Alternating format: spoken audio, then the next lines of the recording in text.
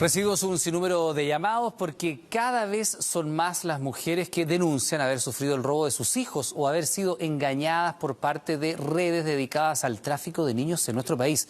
La pregunta es, ¿qué ha hecho nuestro país para ayudar a estas madres? ¿Existe una responsabilidad del Estado? Buscamos las respuestas en el reportaje del periodista Alejandro Vega.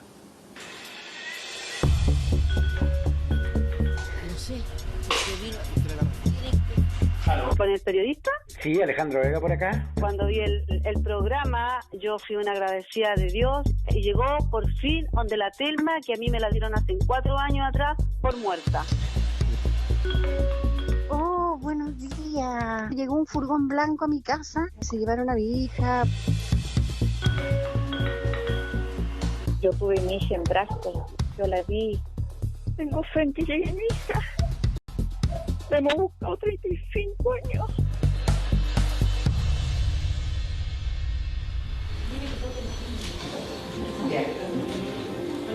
¿Cómo saber cuántas de ellas comparten este dolor?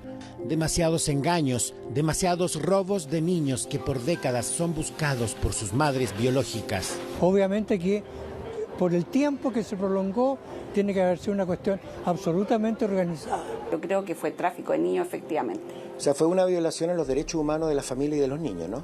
De todas maneras. Esto es tan doloroso, quizás peor que los detenidos desaparecidos, porque a nosotros nos engañaron y vendieron a nuestros hijos. El embarazo de Mónica no tuvo ninguna patología. Su guagua se desarrollaba perfectamente cuando nació prematura en Democracia en 1993 en el Hospital de La Serena. Después de 19 horas sin que se la mostraran, le dijeron que había muerto por problemas pulmonares. En ese instante me dice la enfermera que le tengo que dar una autorización para que la incineren. Y yo le dije, no, le dije, yo no la voy a incinerar, le dije, porque ella nació viva y yo la voy a enterrar. Entonces no, me dijo, no, es que no la puede llevar. Años después, Mónica se enteraría que su hija nació sin problemas respiratorios. A esta mujer le ocurrió algo similar a Mónica. Ambas estuvieron en todo momento hospitalizadas, mientras un cercano recibía en la morgue un pequeño cuerpo envuelto para enterrarlo.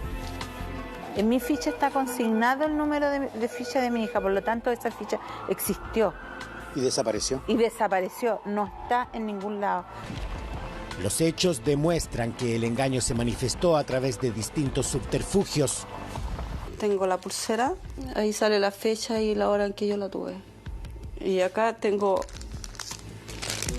un poquito de su pelito. Fue aquí, en el Hospital San José, donde María tuvo a su hija. El 2 de febrero de 1990, cuando ella vivía dificultades económicas con el resto de sus hijos, el médico fue implacable.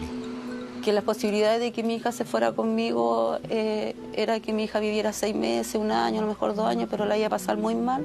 Pero ¿sabes qué me dice? Hay otra posibilidad, me dice, porque estas operaciones, me dicen, no existen en Chile, pero existen en el extranjero. Y tú puedes dar a tu hija en adopción. Cuando lo piensen, me dijo, lo conversamos.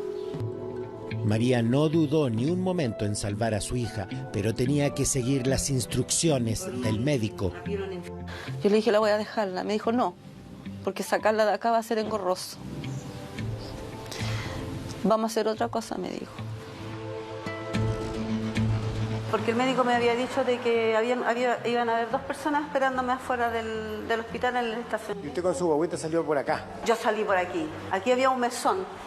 Y estoy saliendo y me encuentro con mi mamá y mi hija Daniela, que en ese tiempo ya tenía unos 8 años.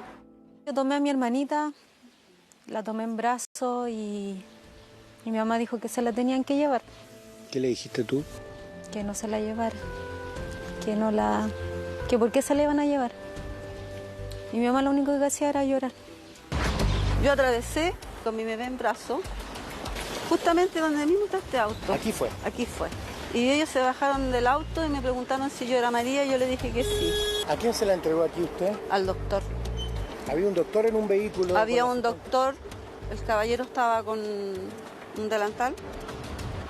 Se trataba, según esta mujer, del doctor Claudio Ferrada, médico de la Fuerza Aérea que trabajaba para el Centro de Adopción Sueco y al que reconoció por las pantallas de nuestro noticiero cuando se emitió el reportaje La historia oculta del millonario tráfico de niños en Chile.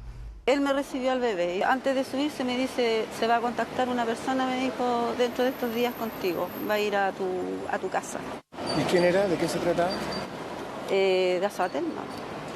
Telma llegó a la casa. Nuevamente, Telma Uribe, la asistente social jefa de la Casa Nacional del Niño. ¿Por qué aparecen tantos niños con su dirección en Monseñor Miller? Manuel, entrate, porque el Lalo te va a retar. Esta mujer se convertiría en la mano derecha de Ana María Elgrim, la ciudadana sueca que junto a su marido, el teniente de carabineros Carlos Carmona Kopp, amasó una fortuna de varios millones de dólares vendiendo niños chilenos al extranjero. Este testimonio revela que Telma tenía una red que incluía a médicos del Hospital San José, pero pudo extenderse a muchos otros recintos asistenciales. El Hospital Salvador, por ejemplo, o la ex maternidad del Barros Luco, donde Isabel perdió parte de su vida. El día 11 fue cuando yo vi a mi hija y me dice la señorita, por segunda vez tu guagua está bien, dentro de la semana te la vamos a entregar, ¿ya? Y yo me fui tranquila a la cama donde estaba. Al día siguiente, que es el día 12, voy de nuevo otra vez a preguntar por mi hija. Me dice, espera un poquito. Y se va para adentro así. Y al rato después sale mojándose la cara así, porque traía agua en las manos, mojándose la cara y me dice, tu guagua acaba de fallecer. Y la abraza. Me abraza y me lleva a la sala. Yo lo único que yo vi que me inyectaron. Cuando nosotros fuimos a verla a ella, ya la encontramos dopada. No hablamos con ella, nada. Nos dijeron que ahí en el estaba puesta una información que la guaguita había fallecido y que había que retirarla. Nelly nunca había visto a la guagua de Isabel, quien se mantuvo sedada por 2 días. Viene a abrir, esta debe ser, con el papel que yo le pasé. No, le dije yo, no, esta guaguita porque es muy grande. Esta guaguita está recién nacida y es chiquitita. Y ahí encontraron una guaguita que estaba debajo, como de 2 o 3 muertos más, y me la pasaron. Una guaguita chiquita, rajada desde el estómago a la cabeza. Entonces, ¿usted no la pudo ver? Yo no la vi. Y aquí me dijeron, no tiene para qué velarla. Usted tiene que irse al tiro al cementerio a registrarla. Y me tomé un taxi, tomamos y me la llevé en la falda. Pasé al cementerio a sepultarla, al tiro. ¿Y la señora Isabel nunca vio a la guagua? No. ¿Nunca pudo saber de esto? No. Una rabia, pena, dolor. ¿Por qué no pensaron en el daño? Hasta el día de hoy la busco. Tranquilita.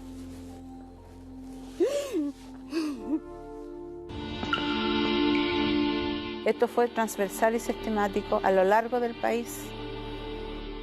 Mónica emprendió un lento camino por sus propios medios. Llegó a tribunales y cuando pidió los informes de la exhumación, su causa fue cerrada, pero ella logró obtener una pequeña muestra de restos óseos que llevó a un laboratorio.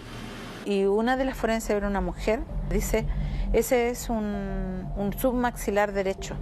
Dijo, podría ser de un bebé de 3 meses, o sea, de 3 meses ya nacido, o si no, de un animal pequeño. En efecto, los peritajes realizados en el 2001 no determinaron si las muestras corresponden a restos humanos o de algún animal, debido al mal estado y antigüedad de las muestras que datan de 1993. El avance de la tecnología hoy permitiría tener una tasa de éxito incomparablemente más alta para la identificación, pero el tribunal no ha dado lugar a este nuevo análisis. La incertidumbre continúa, un sentimiento compartido por muchas mujeres que están en la más completa indefensión. ¿Hay algún organismo público hoy día en Chile que pueda justamente asesorarlas para aquello? Me imagino que debieran ir a los mismos tribunales para poder... No, me refiero a un organismo público, no un poder del Estado. ¿Hay algún organismo público que pueda dar respuesta a esas madres? Yo hoy día lo desconozco. Ni el Sename, ni la ley de adopción las ampara. ¿Es solo el adoptado el que puede solicitar la búsqueda de sus padres biológicos? No, puede ser, bueno... ¿La familia biológica puede hacerlo? No. ¿Hay una deuda con esas madres? Yo creo que sí. Fuimos al Congreso a hacer la misma pregunta. Si se le da la chance al niño, cuando es adulto, de buscar a su madre, ¿por qué no darle la chance a la madre de poder encontrar a su hijo si ya es adulto? Es que no hay respuesta para eso. No hay respuesta para eso. Argentina avanza en una ley de identidad de origen que costea gastos legales de ADN y facilita esta búsqueda, pero en Chile cada persona debe pagar millones de pesos en asesoría legal para encontrar su propia verdad. Yo diría que primero le daría la publicidad a través de los medios, de modo que la ciudadanía esté impuesta de lo que pasó. Quisimos corroborar si acaso el Estado no debe asumir primero su propia responsabilidad. Vamos a ver qué es lo que opinan los abogados que vienen aquí a la Corte Suprema sobre si el Estado tiene o no tiene una responsabilidad que no ha asumido en el tráfico de niños. ¿Tráfico de niños? Sí. No tengo idea del tema. No son abogados. Vienen saliendo de la Corte Suprema y no son abogados. Mucho gusto, Alejandro Vega, periodista de Chilevisión. ¿Le puedo hacer una consulta súper importante? Cuéntame en qué contexto, a qué caso te refieres un poco, ilústrame para ver si estoy pensando lo mismo. Le explicamos que durante décadas, incluso en democracia, miles de niños salieron de Chile, muchos con doble RUT y documentación falsificada, que madres fueron engañadas y que muchas otras sufrieron el robo de sus guaguas desde los mismos hospitales de nuestro país. Creo que sí. Creo que debería haber una responsabilidad, sería indemnizable y habría que buscar la forma de que el Estado se hiciera cargo, por supuesto. Y evidentemente necesita el Estado y en rigor la sociedad chilena hacerse cargo de ello y efectuar el mea culpa respectivo. Ahora, este monumento a la justicia lamentablemente es un monumento, ¿no?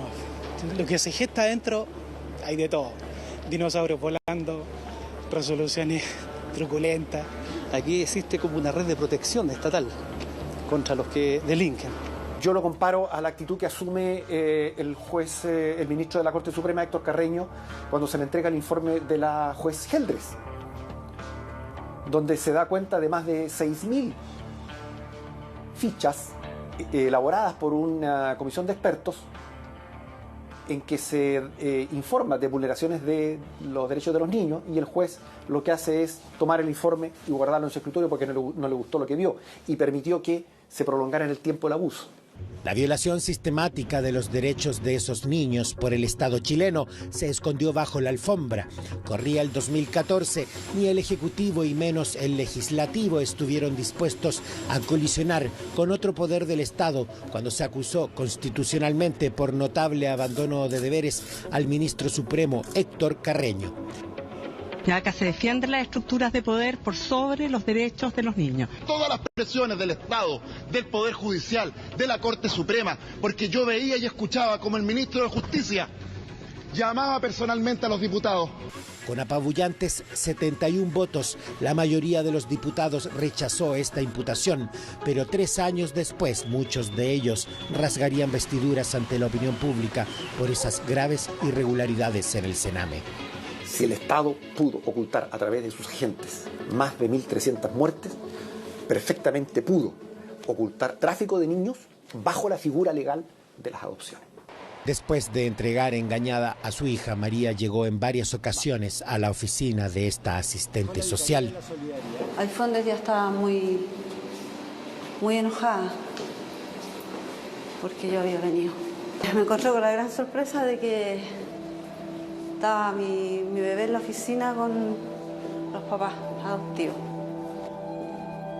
Esa era la oficina de la secretaria y esa era la oficina de Telma Uribe. Aquí, esa que está allá. Esa era la oficina de quién? De Telma.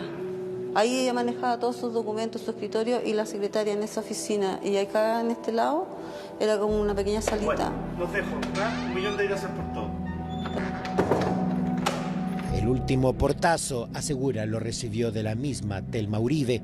Habían pasado apenas un par de años desde que se despidiera de su pequeña hija Romina Bravo en la céntrica oficina de esta mujer. Yo me alegré cuando vi a mi hija, pero fueron 5 minutos, porque después me echaron. Me sacaron esas fotos. Ellos hablaban porque ella hablaba inglés también, la señora Telma. Y yo no entendía nada. Y ahí no la vimos. Quería devolverme, ir y corriendo a buscar a mi hija. Pero ya no era mía. El nuevo padre era un marín del ejército de Estados Unidos. Hoy cree que en la adopción intercedió Claudio Ferrada, el médico de la Fuerza Aérea de Chile que trabajaba con Telma.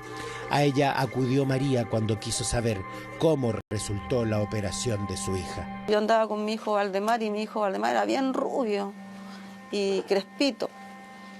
Y me dijo, qué lindo, me dijo tu niñito, me dijo, está súper lindo esta guagua, me dijo, parece gringo, me dijo, así. Y yo la quedé mirando y sentí miedo. Entonces yo le dije, yo quiero saber, le dije, de mi hija, cómo está, le dije, cómo le ha ido. Ah, me dijo, yo hace como 2 meses que quería hablar contigo. Y yo le dije, sí. Y me dijo, ¿sabes qué me dijo?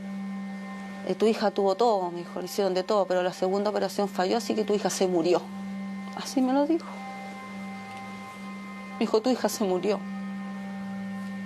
Y yo la quedé mirando y le dije, ¿pero cómo?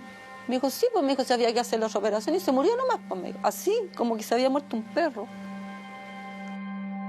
Pero eso era completamente falso. Solo intentaba destruir el ánimo de su búsqueda. Romina está viva y no sabe dónde está ni cómo es hoy día. Ahí está. Muchas veces converso con ella. A veces le digo, yo a lo mejor está mirando las mismas estrellas que estoy mirando yo, la misma luna, si será una profesional, qué le gustará. Me la imagino solidaria, igual como somos nosotros. En este sobre aparece su hija como está hoy día, porque la encontramos.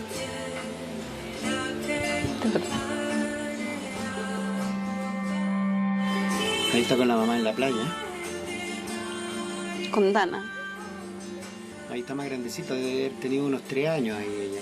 Está con su papá. Es igual a la madre. Ahí ya es como una adolescente. ¿Ustedes sabían esto?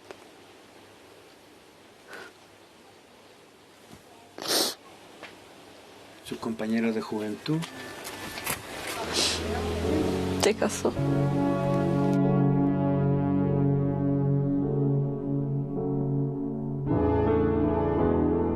En este mundo que le tocó vivir, Sara es una estadounidense más.